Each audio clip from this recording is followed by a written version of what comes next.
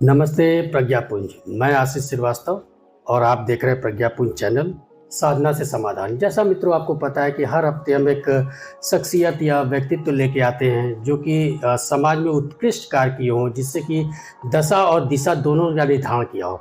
लेकिन आज एक हम ऐसी शख्सियत की बात कर रहे हैं जो कि यहाँ पे उपस्थित तो नहीं है लेकिन जीवंत हैं। अगर हम यूँ कहें तो वो आज भी बनारस में लाइव हैं और उनकी जो छठी पीढ़ी है हमारे सामने बैठे हुए हैं श्री प्रदीप नारायण सिंह जी, और जो कि अगर देखा जाए तो बनारस में किसी भी पहचान के मोहताज नहीं है। और ये एक कहें तो भूली बिसरी एक क्रांति की कहानी है। तो सर, आपने प्रज्ञापुंज के लिए समय दिया, उसके लिए बहुत बहुत धन्यवाद सर। और हमारे दर्शक सर आपका परिचय आपसे सुनना चाहते हैं सर। मैं प्रदीप नारायण सिंह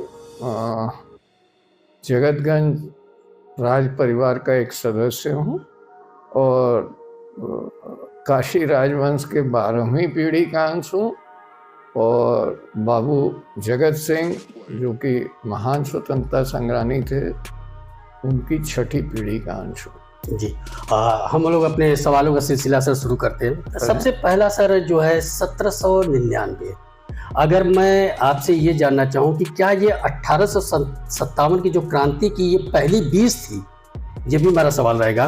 तो शुरुआत कैसे हुई और अंग्रेजों से उन्होंने सीधी जो चुनौती ली उसको आप कैसे देखते हैं? देखिए, जो रिसर्च हम लोगों ने किया उससे ये बात सामने आई कि 1795 के बाद ही उनके अंदर एक आग प्रज्वलित हो गई थी कंपनी शासन के विरुद्ध और ब्रिटिश लोगों के विरुद्ध। 1798 में लखनऊ अवध के नवाब वजीर अली जी को अंग्रेजों ने हटा दिया, डिस्पोज कर दिया और वो काशी में आके निवास करने लगे। वजीर अली जी का संपर्क बाबू जगत सिंह से हुआ। वजीर अली ने ये समझा होगा कि सबसे ताकतवर, सबसे ज़्यादा जिनको जन समर्थन है और जो अपने बात के धनी व्यक्ति हैं, तो वजीर अली जी ने एक इच्छा व्यक्त की कि अंग्रेज़ों के खिलाफ वो विद्रोह करना चाहते हैं। तो जगत सिंह ने कहा कि मैं भी इसका पक्षधर हूँ। फिर ये लोग दोनों मिले। ये अक्टूबर 98 की बात है, सितंबर या अक्टूबर 1798 को। उसके बाद तमाम आपस में बातें हुई, तमाम जगतगंज कोठी में और जो माधवदास गार्डन है वर्तमान में, राधा स्वामी बाग आज के सामने जहाँ रहते थे वजीर अली जी, वहाँ तमाम बैठकें हुई और बाबू जगत सिंह ने इसका बीड़ा उठाया क्योंकि वजीर अली जी का कोई ज़्यादा संपर्क काशी और पूर्वांचल में नहीं था। तो बाबू जगत सिंह ने करीब 60 जमींदारों को एकत्रित किया, उनसे बातचीत की, जो कि वो पहले से 95 से करते आ रहे थे। और इसमें पूरे पूर्वांचल के जमींदार थे, गाजीपुर, सिवान जो बिहार का क्षेत्र है, आजमगढ़, बलिया, मतलब गाजीपुर का ही अंश था उस समय। बलिया एंड आजमगढ़ वो गाजीपुर ही जिले में आता था। और इधर पूरा भदोही, गोपीगंज, मिर्ज़ापुर, सोनभद्र, काशी, ये सारे लोगों से बात करके और करीब 60 जमींदारों का कमिटमेंट लिया कि हाँ हम लोग साथ रहेंगे। उसके बाद तैयारियां चालू की गई और 14 जनवरी 1799 को ये विद्रोह हुआ। मैं विद्रोह इसलिए कहूँगा कि जो आर्काइवल एविडेंस है उसमें रिबेलियन लिखा हुआ है। तो ये विद्रोह हुआ और किन्हीं कारणों से ये विद्रोह 2 महीना पहले जल्दबाजी में करना पड़ा। क्यों? क्योंकि कंपनी शासन ने ऐसा निर्देश दिया वजीर अली खान को कि आपको काशी से कलकत्ता जाना है, अब काशी में नहीं रहना। तो उन्हें जनवरी ही में शिफ्ट करने की बात हुई। तो फिर करीब एक हफ्ते या 10 दिन की तैयारी पे ये विद्रोह हुआ, जो कि और व्यापक हो सकता था यदि ये 2 महीने बाद होता। जी सर, इसके कुछ उदाहरण भी हमको बनारस में मिलते हैं, जैसे कि मकबूल आलम रोड पे, वो भी थोड़ा सा जानना चाहेंगे हमारे दर्शक। देखिए, मैं जब रिसर्च कमेटी बनाया तो उसमें बनारस के तमाम लोग थे, सभी विद्वान थे और सभी लोग कंधे से कंधा मिला के साथ निष्ठा के साथ काम किए। उसमें एक डॉक्टर मेजर अरविंद कुमार भैया हैं, हमसे सीनियर हैं और एनसीसी में मेजर रहे हैं और यूपी कॉलेज में ज्योग्राफी के लेक्चरर थे, रिटायर्ड हैं। उन्होंने ये कब्र खोजी जो कि मकबूल आलम रोड में है, और जब उस कब्र के प्लेट की सफाई की गई और सबसे भव्य वो कब्र है ईसाइयों के कब्रिस्तान में, तो उसमें साफ लिखा हुआ है कि इन अंग्रेज अधिकारियों की ये कब्र है जी। और 14 जनवरी 1799 के हुए विद्रोह में ये शहीद हुए। और सबसे आश्चर्यजनक है, शायद दुनिया में ये पहली कब्र होगी जिसमें मरने वाले के साथ मारने वाले का भी नाम अंकित है। जी, वो आज भी प्रत्यक्ष उदाहरण है, यही है। जी मित्रों, इसको जो है मकबूल आलम रोड पे अगर जाएंगे तो काफ़ी बड़े क्षेत्र में, हमको लगता है कि 4-5 बीघे में ये कब्र है और आज भी वो कब्र उपस्थित है और इसको आप लोग देख सकते हैं। और वो एक तरीके से देखिए तो धरोहर है, अगर देखा जाए तो वो धरोहर है बनारस के। इसी क्रम में सर हम आगे बढ़ते हैं। वो कब्रिस्तान है, केवल वही कब्र नहीं है, ये क्रिश्चियन लोगों का ग्रेवयार्ड है। तो सर, जब ये विद्रोह जब हुआ और उसके बाद जब वो पकड़े गए, या यूं कहें कि गद्दारों द्वारा, मुखबिरी द्वारा पकड़े गए, तो अंग्रेजों ने उन्हें फांसी की सजा दी थी, जहां तक हम लोगों ने इसको रिसर्च किया है और पढ़ा हुआ भी है। उसके बाद उनके फांसी की सजा को कन्वर्ट कर दिया गया आजीवन कारावास में। उस समय सर आपके हिसाब से उनकी मनोदशा क्या रही? देखिए, जब उन्होंने विद्रोह किया, पहले तो आपको संशोधित कर दूं कि ये 14 जनवरी का विद्रोह, 14 जनवरी 1799 को विद्रोह हुआ। विद्रोह असफल रहा कुछ मायनों में। बनारस में काफ़ी कत्ल गारत हुई, सारी चीज़ हुई, यहाँ के कोतवाल और भी मारे गए, यहाँ कोतवाल भी बदल दिए गए 1 दिन 2 दिन के लिए। लेकिन वजीर अली जी शाम को 14 जनवरी को काशी से निकल गए, छोड़ दिया काशी जी। अब आप कह रहे हैं मनोदशा की बात जी। तो मैं ये गर्व से कह सकता हूँ कि जगत सिंह और जगत सिंह के जितने लोग थे वो काशी छोड़ के नहीं गए, और अंग्रेज कंपनी शासन को, ब्रिटिश शासन को उनको गिरफ्तार करने की योजना बनाने में और हिम्मत जुटाने में 2 महीने 5 दिन का समय लगा। और 18 मार्च 1799 को जगतगंज कोठी से पूरी ब्रिटिश आर्मी ने घेरा जगतगंज को, तो वहीं से उनकी गिरफ्तारी हुई। और ब्रिटिश योजना के साथ जितने लोग इनके साथी थे जो अंत तक साथ दिए थे, उन सबकी गिरफ्तारी एक ही दिन हुई, 18 मार्च। तो अगर कोई मनोदशा ऐसी रही होती, क्योंकि जगह जगह फांसी दी जा रही थी, जगह जगह कितने सैनिक मरे इधर से, कितने उधर से, ये तो ऑफ द रिकॉर्ड कुछ भी मालूम नहीं है। लेकिन जिन लोगों के ऊपर मुकदमा चला, जो मुख्य लोग थे, उनके ऊपर चला है। न ब्रिटिश सैनिक कितने मारे गए और कितने मारे गए उसका तो कोई रिकॉर्ड ही नहीं। तो मैं नहीं मानता हूँ कि अगर उन्होंने कुछ किया तो उनको किसी बात का भय था या कोई दिक्कत थी।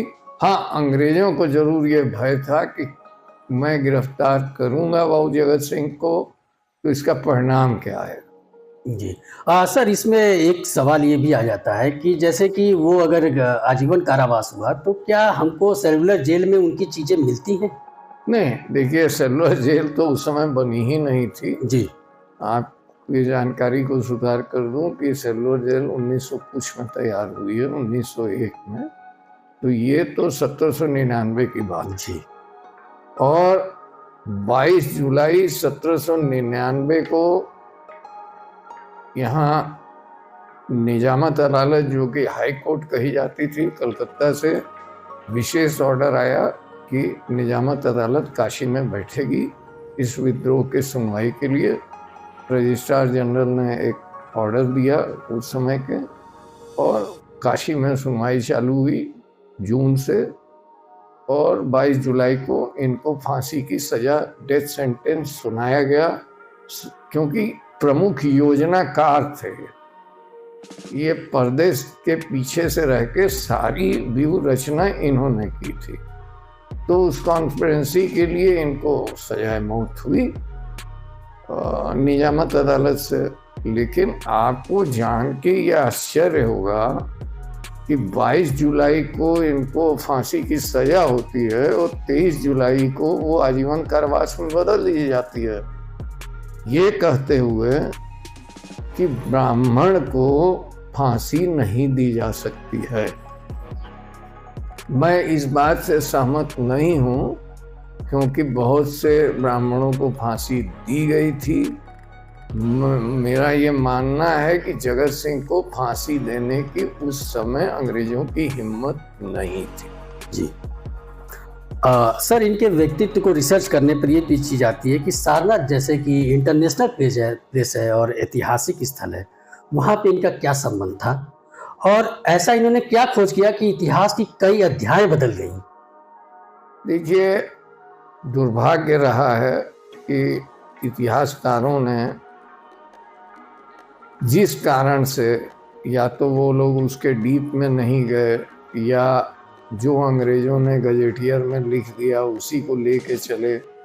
बहुत बड़े बड़े विद्वान, मुरारी शरण अग्रवाल जी जो कि एक बड़ा नाम है, राजा मोती चंद जी जो काशी में एक बड़ा नाम है, सी भट्टाचार्य, या तमाम जितने इतिहासकार हैं, इन्होंने जो अंग्रेजों ने लिखा कहा उसी को लेके ये लोग आगे चलते रहे। अब जैसे सारनाथ है, ये सारनाथ शिवपुर मौजा में आता था और शिवपुर के वो जमींदार थे बाबू जगत सिंह। तो जब 1787 में उन्हें जगतगंज एक बाजार और मोहल्ला निर्माण का उनको ऐसी सोच हुई, तो ईंट और पत्थर के लिए कारिंदों ने बताया होगा, क्योंकि वो भयंकर जंगल था, वहाँ पे टीला लगा हुआ है ईंट का, पत्थर का। तो ऐसा जानकारी कारिंदों द्वारा दी गई होगी उनको। तो उन्होंने कहा कि इसको ले आओ, क्योंकि उस समय कोई ASI या पुरातत्व महत्व की तो कोई बात थी नहीं। जी नहीं। तो वो ले आया जाने लगा। वो जो वर्तमान में धर्मराजिका कहा जाता है वही जगत सिंह स्तूप था, उसी को इन्होंने निकाला, उसमें से पत्थर आने लगा, यहाँ ईंटें आने लगी। तो जब वो 6 फीट हाइट पे रहा तो उसमें एक बड़े पत्थर के बॉक्स के अंदर हरे रंग की सिलेंड्रिकल पात्र मिला जिसे मंजूषा कहा जाता है, और उसमें मानव अस्थियां थीं। मानव अस्थियां को बुद्धिस्ट रेलिक्स कहते हैं, धातु कहते हैं। तो मानव अस्थि थी जिसमें हाथ के 2-3 अस्थियां थीं बुद्ध भगवान की, और तमाम बेशकीमती रत्न थे, ज्वेलरीज थी, मोती थे, मानिक थे, बेशकीमती उसमें रत्न भी थे। तो कारिंदे इनके पास ले आए और बताए कि ऐसी ऐसी है। तो इन्होंने ये भाई सनातनी थे, सर्वधर्म संभाव के व्यक्ति थे और काफी प्रकांड विद्वान भी थे, धर्मशास्त्र के भी एंड फारसी के भी बहुत बड़े विद्वान थे। तो उन्हें अंदाज लग गया कि ये कोई ऐतिहासिक महत्व की चीज है, और तो उन्होंने उसी समय खनन रुकवा दिया और अस्थियों को हिंदू सनातनी परंपरा के अनुसार गंगा में प्रवाहित किया, बट वहाँ लिखा गया था कि गंगा में फेंक दिया। तो ये तो उसी समय से दिमाग में था कि अगर फेंकना ही था उन्हें तो उन्होंने वरुणा नज़दीक थी सारनाथ के, वहाँ क्यों नहीं फेंक दिया, किसी तालाब में क्यों नहीं फेंक दिया। तो वो प्रवाहित किया गया और बाकी सारे सामान तत्कालीन रेजिडेंट जोनाथन डंकन जी को दे दिए गए कि आप इसे कलकत्ता के एशियाटिक सोसाइटी में जमा कर दें, क्योंकि वो उस समय ईस्ट इंडिया कंपनी की बनाई हुई एक सोसाइटी थी जो पुराने सामानों का कलेक्शन करती थी। तो उनको दे दिया गया। जी अगला सवाल सर इसी से निकल के आता है कि जब आपने इसमें हम एक बात और बताएंगे। जी बिल्कुल। क्योंकि अभी 4-5 महीना पहले हम लोगों के रिसर्च में क्लियर हुआ, जोनाथन डंकन महोदय ने एशियाटिक सोसाइटी की जो ओरिजिनल वॉल्यूम थी, जिसको 5th वॉल्यूम जो कि 1797 में ओरिजिनल प्रिंट हुई, रीप्रिंट 1799 में हुई, उसमें एक रिपोर्ट दे दिया कि मैंने ये सारा सामान एशियाटिक सोसाइटी में जमा कर दिया। तो भाई अब जोनाथन डंकन साहब रेजिडेंट कमिश्नर तत्कालीन बड़े खुर्राट अधिकारी, जब उन्होंने लिखा तो ये माना जाएगा कि भाई सत्य उन्होंने जमा कर दिया।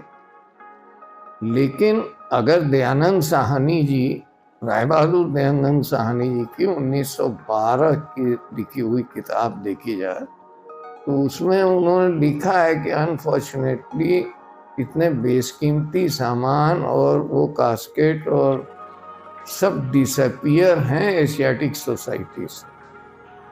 अब हम लोग कलकत्ता गए, एशियाटिक सोसाइटी में मिले, वहाँ के एडमिनिस्ट्रेटर महोदय से निवेदन किया कि साहब देखिए ये डॉक्यूमेंट बता रहा है। उन्होंने कहा, उन्होंने हम लोगों के आग्रह पे हमारे रिसर्च स्कॉलर को लाइब्रेरी एक्सेस दिया, और लाइब्रेरी एक्सेस में कलकत्ता की रिसर्च बच्ची लीलाश्री दास गुप्ता ने वहाँ सारे आर्काइवल एविडेंस को चेक किया। करीब 52 वॉल्यूम जो उनके आर्काइवल एविडेंस थे सामान के, जो वहाँ जब से एशियाटिक सोसाइटी खुली है टिल डेट तक। और इतना बड़ा दुर्भाग्य और इतना बड़ा झूठ कि डंकन साहब ने सामान जमा ही नहीं किया वहाँ। तो एशियाटिक सोसाइटी से गायब होने का कोई प्रश्न ही नहीं उठता है। ये महोदय चुरा ले गए क्या किए, ये फर्दर रिसर्च का विषय। जी सर, रिसर्च पे ही आते हैं हम लोग कि आपने बाबू जगत सिंह जी पे एक रिसर्च फाउंडेशन बनाया है, तो सबसे बड़ी सर इसमें चुनौती जो है वो आपको क्या मिली या क्या सामना किया आपने? ये हम लोगों के पास कोई पेपर तो थे नहीं जी। अब एक 1997 में दैनिक जागरण में आया था स्वतंत्रता आंदोलन में काशी का योगदान, एक सीरीज आई थी, उसमें बाबू जगत सिंह के भी विषय में दिया हुआ था। हालांकि सब तथ्य उसमें सही नहीं थे, वजीर अली जगत सिंह का दिया था। और सारनाथ का तो हमेशा लगता था कि भाई इतने जो इस टाइप के हमारे पूर्वज हैं जो कि धार्मिक हैं, अच्छे प्रवृत्ति के हैं, तो वो ऐसा कार्य अनजाने में उन्होंने वहाँ किया, लेकिन जैसे ही उनको ज्ञान हुआ उन्होंने रोक दिया। तो और उसके बाद जब रिसर्च और आगे बढ़ी है तो आपको जान के आश्चर्य होगा कि जो ब्रिटिशर्स अपने को क्लेम करते हैं कि हम फादर ऑफ आर्कोलॉजी हैं, हमने ये किया सारनाथ को, वो किया, मैं दावे के साथ कह सकता हूँ कि सारनाथ के सारे बहुमूल्य सामानों को ये उठा के ले गए। हर जगह के बुद्धिस्ट साइट से जितने वैल्यूएबल चीजें थी ये ले गए हैं, चाहे वो पिपरिया हो, पिपरिया का अभी क्लियर ही हो गया है, वापस आया है भारत सरकार के निवेदन पे और गोदरेज इंडस्ट्री ने खरीदा है। तो ये कोई भी धरोहर को तोड़ते थे तो ये बहुमूल्य सामान खोजने के लिए तोड़ते थे। इनको कोई भी पुरातात्विक महत्व के सैंडस्टोन पत्थर से कोई लेना देना नहीं था। मिस्टर कनिंग मैकेंजी ने किया, जिसकी कोई रिपोर्ट नहीं है। उसके बाद 1934-36 में लॉर्ड कनिंघम ने किया, वो उसी मजदूर द्वारा किया गया जो कि बाबू जगत सिंह का ही संतरास था, जिसका नाम शंकर था, उसको खोज के कराया गया। तो उसमें कोई बहुमूल्य सामान मिला नहीं और इवन कनिंघम महोदय ने पूछा उस लेबर से कि भाई बहुमूल्य सामान कहाँ गए जी। हाँ, तो उन्हीं की रिपोर्ट में लिखा है 1965 में कि वो लेबर ने बताया कि उसी समय बड़े साहब को दे दिया गया। बड़े साहब को ब्रैकेट में कनिंघम महोदय ने क्लियर किया है जॉनथन डंकर। तो विध्वंसक के रूप में बाबू जगत सिंह को पेश किया गया कि सारनाथ का विनाश कर दिया, नष्ट कर दिया, विध्वंस कर दिया। और खुद को ये लोग बहुत बड़े मतलब संरक्षक के रूप में लेके आए। मैं ये नहीं कहता हूँ कि सारे अंग्रेज अधिकारी गड़बड़ थे, उसमें कुछ लोग अच्छे भी थे, जैसे शेरिंग हैं, ये हैं, उन्होंने अपने इनके कुकुत्रों को कंडेम्ड भी किया है अपने। तो हर समाज में अच्छे लोग भी होते हैं, बुरे लोग भी।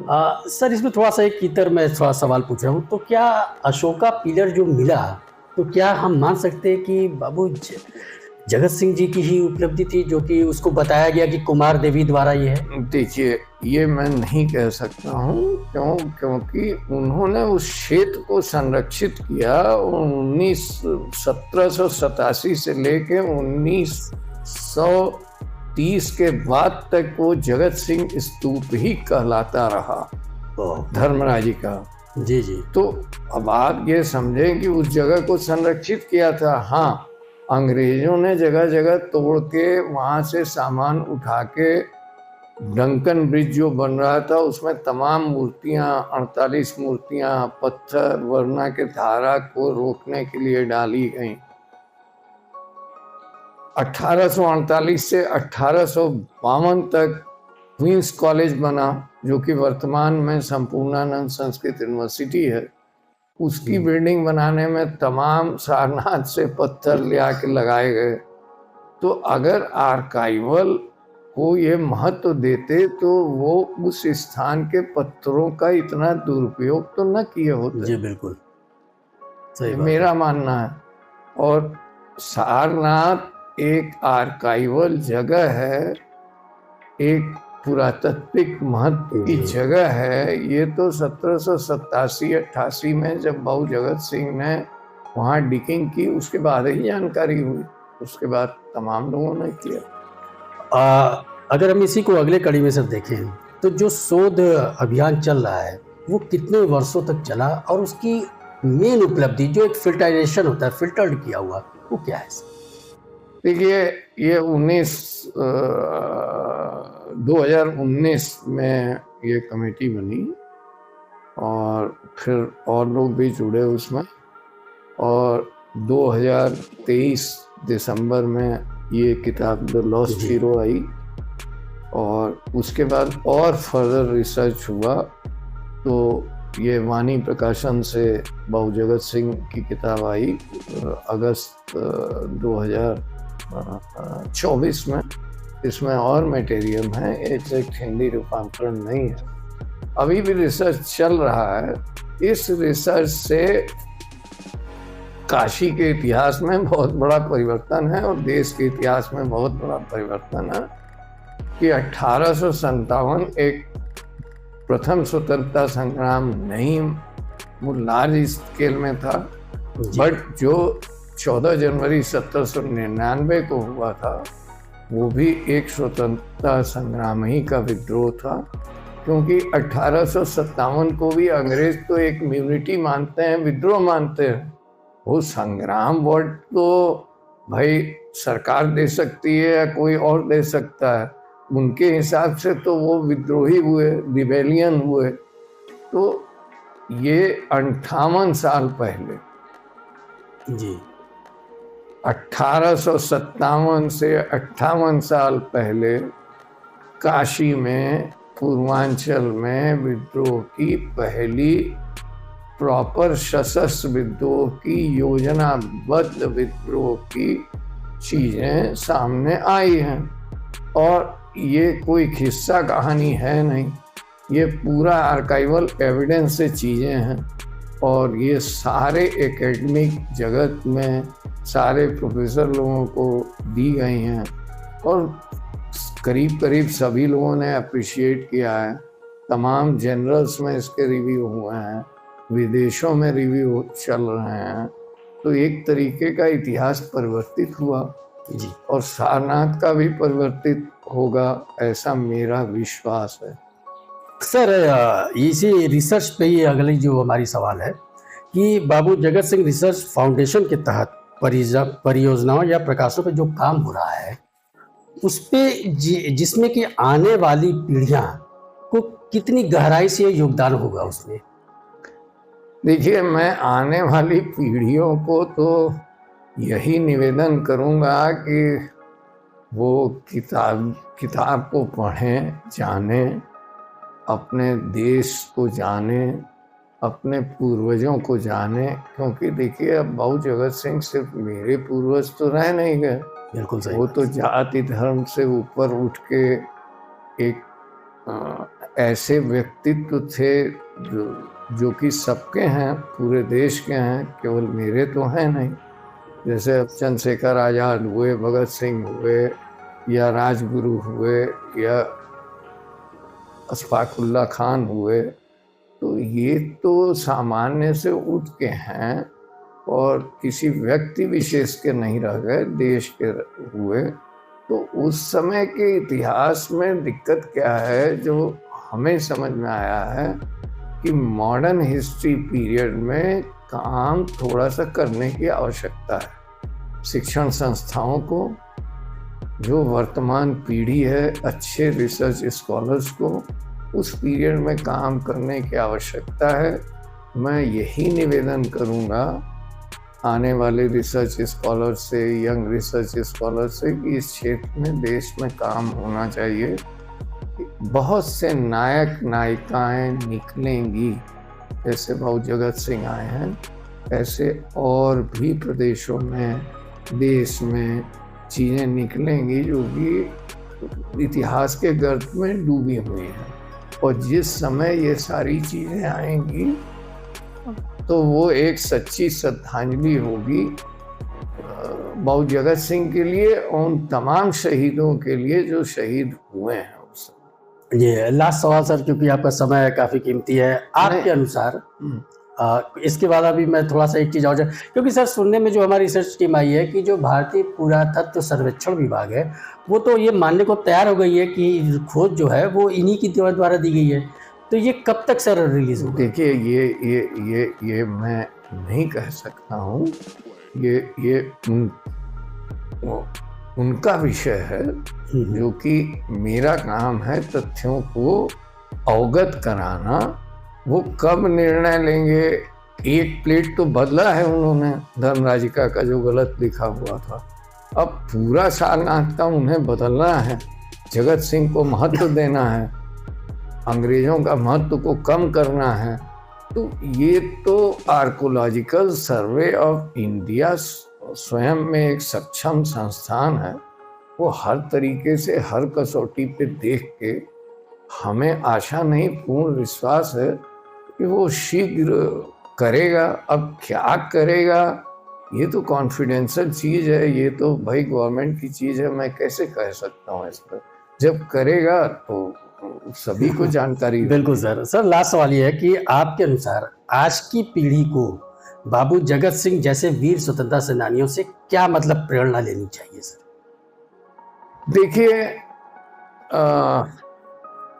वो एक विद्वान भी थे और सर्वधर्म समभाव के व्यक्ति थे उस समय, और उस समय जो लड़ाइयाँ हुई उसमें हिंदू मुस्लिम दोनों मिल के लड़े हैं, ये भी सत्य है।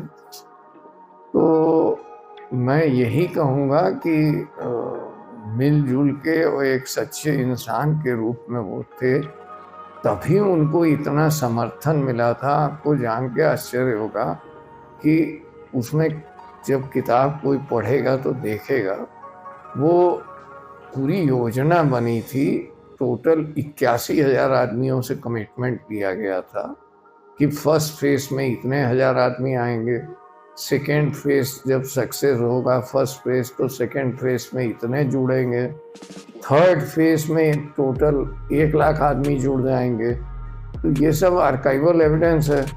अब वो शुरू में ही, जैसे भाई सत्य है कि कुछ लोग उसमें अपनी भूमिका का ठीक से निर्वहन नहीं किए, अंग्रेजों से मिल गए, ये भी है, ये तो महाभारत काल से। जी बिल्कुल। तो वो फर्स्ट फेज से ही फेल हुआ, तो आगे लोग जुड़ नहीं पाए। लेकिन अगर 80,000 आदमी कमिट करते हैं, 81,000 कमिट करते हैं, आप समझ सकते हैं कि उस समय अंग्रेजों का क्या आतंक था और क्या चीज़ें थीं। तो आखिर वो ये जानते थे ना कि अगर हम असफल हुए तो मारे जाएंगे। और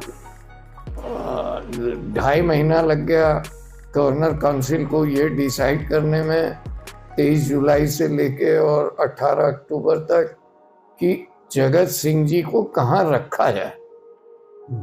देश में रखने में उनको खतरा महसूस हो रहा था। तो 18 अक्टूबर 1799 को गवर्नर काउंसिल ने डिसाइड किया कि इनको डिपोर्ट किया जाए सेंट हेलेना, साउथ अफ्रीका, जो कि यहाँ से 10,000 किलोमीटर और लगभग 7,500 समुद्री मील दूर है। तो आप कोई भी विद्वान ये समझ सकता है कि ये प्रथम व्यक्ति थे भारत के जिनको सेंट हेलेना भेजा जा रहा था।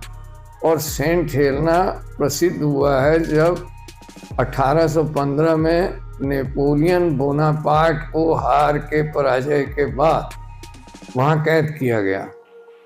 तब लोग सेंट हेलेना जाने, क्योंकि वो एकदम निर्जन द्वीप साउथ अफ्रीका में। तो जब इनको 18 अक्टूबर 1799 को गवर्नर काउंसिल का फैसला हुआ, 19 अक्टूबर को इनको फोर्ट विलियम जेल में ये जानकारी दी गई कि आपको सेंट हेलेना जाना है। 20 अक्टूबर को इनको सेंट हेलेना ले जाने के लिए हुगली नदी, पब्लिक गंगा नदी आप कह सकते हैं, क्योंकि वो गंगा ही है, हुगली डिस्ट्रिक्ट से निकलती है, तो उसको हुगली नदी कहते हैं, जो वो समुद्र में जहाँ मिलती है। तो ये काफ़ी बड़ा जहाज़ था, ऑस्ट्रेली थर्ड, जिसमें कि इनको आरोहण के लिए ले जाया जा रहा था कि छोटी नाव से उस शिप में चढ़ाया जा सके, जो कि सेंट हेलेना ले जाना था इनको। लेकिन इन्होंने गंगा के किनारे के लाल ने गंगा सागर में ही, जहाँ हुगली मिलती है समुद्र में, गहरे समुद्र में, वहीं छलांग लगा दी और देश के मिट्टी में ही अपना प्राण त्याग। जी मित्रों, आपने सुना कि एक महान स्वतंत्रता सेनानी बाबू जगत सिंह जी की अनटोल्ड स्टोरी है। और जैसे मित्रों कई बार मैं कहता भी हूँ कि इतिहास को, सर भी इससे इत्तेफाक रखेंगे, इतिहास को 1947 के बाद बहुत से तोड़े मरोड़े गए हैं। जब आप सोच सकते हैं कि 19वीं शताब्दी की शुरुआत में डंकन द्वारा या किसी और के द्वारा खोज की हुई चीज़ों को अपना बता लेना यहाँ पे है, तो ये सहज समझा जा सकता है कि इनके साथ क्या हुआ होगा और इनके इतिहास को कैसे तोड़ मरोड़ के पेश किया गया। लेकिन प्रदीप नारायण सर का जो है अथक भगीरथ प्रयास, और ये भगीरथ प्रयास मित्रों सफल हुआ। जैसे भगीरथ ने गंगा को उतार दिया था, वैसे सर ने जो है अथक परिश्रम रिसर्च फाउंडेशन के द्वारा जो है एक चित्रार्थ किया और हकीकत को लाया। और बनारस के जो, अब मुझे तो बहुत आज गर्वान्वित हो रही, बहुत सी चीज़ें मुझे भी नहीं पता थी सर, आपके द्वारा मुझे पता चली। और मैं यूँ कहना चाहूँगा सर के लाशब्द के साथ कि 1857 की क्रांति से पहले का एक बहुत विस्फोटक क्रांति था और इसको इतिहास के पन्नों में सर दबा दिया गया। सर आपने यहाँ पे समय दिया उसके लिए बहुत बहुत धन्यवाद। लेकिन जैसे जैसे रिसर्च की चीज़ें और आती जाएंगी हम आपसे आग्रह करते जाएंगे और आप हमारे दर्शकों नहीं, काशी पे और रिसर्च हो रहा है, इंतजार कीजिए समय का। और कुछ एक आध पुस्तकें और आएंगी, जैसे उस पर इतिहासकार काम कर रहे हैं।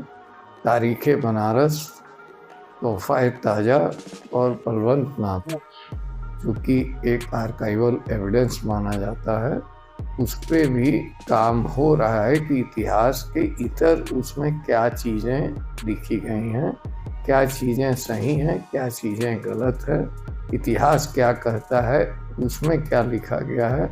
इसका एक इतिहासकार प्रयास कर रहे हैं और उसकी इंग्लिश में किताब अगले साल आने की, वो भी रिसर्च ग्रंथ आने की संभावना है। इससे बनारस के इतिहास में बिल्कुल साफ साफ स्थिति आ जाएगी, जो कि अभी तक धूल के गर्त में पड़ी हुई है। और काश ये रिसर्च केवल हिस्टोरिकल नहीं है, इस रिसर्च में समाजशास्त्र है, सोशियोलॉजी है कि उस समय का समाज क्या था। इस ग्रंथ में पॉलिटिकल साइंस है, उस समय की पॉलिटिकल चीज़ें क्या होती थीं। तो ये सारी चीज़ों को, और मैंने कुछ नहीं किया, मैं तो एक निमित्त मात्र हूँ। मैं उन पूर्वजों के पैर के धूल के बराबर भी नहीं हूँ। तो मैंने ये ज़रूर किया है कि निश्चल मन से परिश्रम की पराकाष्ठा की और सभी समिति के लोगों ने अपना अपना योगदान दिया, जिसकी वजह से ये किताब आई। और अभी भी इसका सेकेंड एडिशन जब आएगा, एक तरीके से वो थर्ड एडिशन है बट वो सेकेंड ही मानिए, अगले साल आएगा, तो उसमें और भी तथ्य सामने आएंगे बहुजगत सिंह के विषय में। और 2-3 तथ्य अभी तक मिले नहीं हैं। ये पर्शियन के बहुत बड़े विद्वान थे, इनको किसी मुगल ने नाइटिंगेल ऑफ इंडिया की टाइटल दी थी, बुलबुले हिंद की। तो ये अच्छे कवि भी थे, बट दुर्भाग्यवश इनका टाउन मेजर का वो रजिस्टर नहीं मिल रहा है जिसमें कैदी का हुलिया लिखा जाता था। 31 अगस्त 1799 का जब इनको कलकत्ता के फोर्ट विलियम में ले जाया गया, तो वो रजिस्टर भी नहीं मिल रहा है। इनकी कोई पोर्ट्रेट नहीं मिल रही है जिससे कि इनकी तस्वीर आ सके। सही जन्म तिथि अभी तक नहीं मिली है, डेथ की मिल गई है बट सही जन्म तिथि नहीं मिली है। और इनका पर्शियन के बहुत से लेटर मिले हैं, बहुत अच्छी इनकी राइटिंग थी, बहुत विद्वत्तापूर्ण लेटर हैं, बट इनके तस्करे, इनके कलाम, इनकी कविताएं दुर्भाग्यवश अभी तक हम लोग सफल नहीं हुए हैं।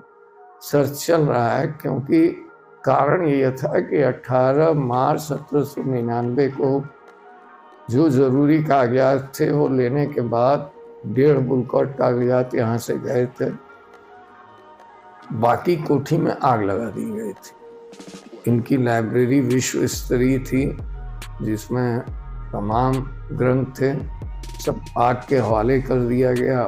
उस समय अगर कहीं होगा तो वो लोग भी भाई भय से जनता हटा दी होगी, जो लोग होंगे हटा दिए होंगे, तो अभी तक हम लोग सफल नहीं हो पाए हैं उनके उस पहलू से पर्दा उठाने में।